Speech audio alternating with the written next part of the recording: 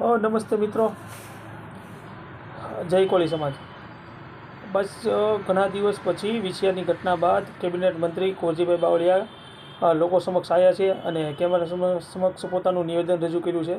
તો હું તમામ કોળી સમાજના લોકોને એક જ વાત કહેવા માગું છું કે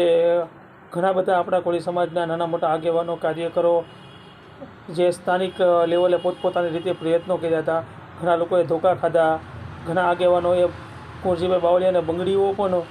ભેટ કરી અને આવી અસંખ્ય ઘટનાઓ બાદ સાહેબ આજ કેમેરા સમક્ષ આવ્યા છે અને શું કહે છે ધ્યાનથી સાંભળજો અને વિચારજો। જય કોળી સમાજ। સાથે મિત્રો, આપણા ઘણા આગેવાનોએ શું યાતનાઓ સહન કરવી પડી છે તે પણ જરાક ધ્યાનથી જોજો અને પછી વિચારજો કે કોળી સમાજનું હિત શેમાં સમાયેલું છે। મને મારો તમે હું ધોકા ખાવા અમારો કોળી સમાજ આજે અમે માર ખાઈ છે સ્વેચ્છાએ તમને કહું માર ખાવા માટે કે મારે ધોકા ખાવા છે, તમે ધોકા સિવાય બીજું કાંઈ અમને આપવાના જ નથી જન્મ દિવસમાં, બરોબર છે। માર ખાવા માટે તૈયાર છું। જે અત્યારે મને મારી રહ્યા છે એના માટે માત્ર ને માત્ર હું કે ભાઈ વિષયમાં અત્યાચાર જો કોટડામાં 90 ખેડૂતને માર્યા, લાઠીમાં 150 જણાને માર્યા। હુલાભાઈ કોળી સમાજ ઉપર અત્યાચાર થાય।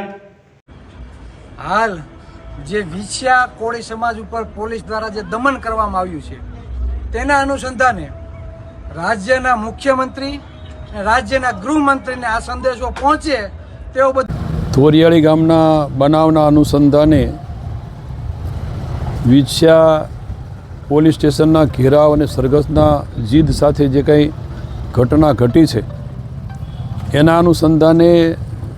બનાવના બીજા દિવસે પણ અમારી કેબિનેટની બેઠક પૂરી થતાની સાથે જ સાંજે જિલ્લાના પોલીસ અધિક્ષક અને કલેક્ટરની ઉપસ્થિતિમાં અહીંયા પોલીસ સ્ટેશનમાં જ મુલાકાત કરીને જે ખરેખર નિર્દોષ એવા કોઈને આમાં ધરપકડ ન થાય અને જે તે વખતે ડિટેઇન કર્યા હતા, પકડાઈ ગયા હતા એવા લગભગ એ વખતે 60 જેવા બધા થઈને અને બાકીના 20 એટલે લગભગ 84 સિવાય વધારાના કોઈને આમાં સામેલ નહીં કરવા એવી પણ આપણે તે દિવસે અહીં સૂચના આપી હતી ને એ પ્રમાણે પોલીસ તંત્ર કરી રહ્યું છે। કેટલાક લોકો ખોટી અફવા ફેલાવીને આની પહેલાં હું આ ત્રીજી વખત અમે બધા આગેવાનો સાથે અહીંયા પોલીસ સ્ટેશને મુલાકાત લીધી છે, આજે પણ મુલાકાત લીધી અને આપણા જે તપાસની અધિકારી છે એના PSI અને અધિકારીઓને પણ આપણે સૂચના આપી છે કે ભાઈ ખરેખર નિર્દોષ હોય એવા લોકો હવે એમાં ક્યાંય સામેલ ન થાય અને એને ડિટેઇન કર્યા હોય અથવા તો ધરપકડ થઈ હોય તો એને વહેલી તકે એવા કોઈને કઈ રીતે છોડી શકાય, જામીન મળી શકે એ માટેની કોર્ટની જે કાર્યવાહી કરવાની થતી હોય એમાં મદદરૂપ થાય અને કોર્ટની કાર્યવાહીમાં જ્યાં જ્યાં જરૂર પડે ત્યાં આવા કોઈ છીએ અને હજુ પણ જે કાંઈ આવી મુશ્કેલી છે એને બધાને મદદરૂપ થઈ અને કોર્ટના માધ્યમથી વહેલી તકે એના જામીન મળે એ રીતની આજે બધા પોલીસ અધિકારી સાથે અને તપાસની અધિકારી સાથે પણ વાત થઈ છે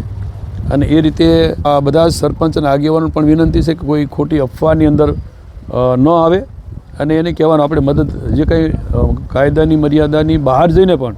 ક્યાંક થોડી મદદ કરવા જેવું છે એ આપણે અહીંથી મદદ કરી છે। અહીંયા જે કંઈ કરવાનું છે સ્થાનિક આપણે બધાએ મદદ કરવાની છે। બહાર ના આવીને કોઈ મુશ્કેલીજનક કંઈ નાના મોટા વાતાવરણ ઊભું કરે તો એ લોકોને પણ કહેવાનું કે જે કંઈ અહીંયા આ વિસ્તારના ધારાસભ્ય અને મંત્રી તરીકે અહીંયા સતત સંપર્કમાં અને વચ્ચે જ છે અને પોલીસ અધિકારીઓ અને કાયદાની જે કંઈ જોગવાઈઓ છે, પકડાણા છે એને વકીલ અને કોર્ટના બધાના સંપર્કમાં રહીને વહેલી તકે એનો છુટકારો થાય, છૂટે કોર્ટમાંથી એ રીતનું આપણે આજે પણ ચર્ચા કરી છે અને તમે પણ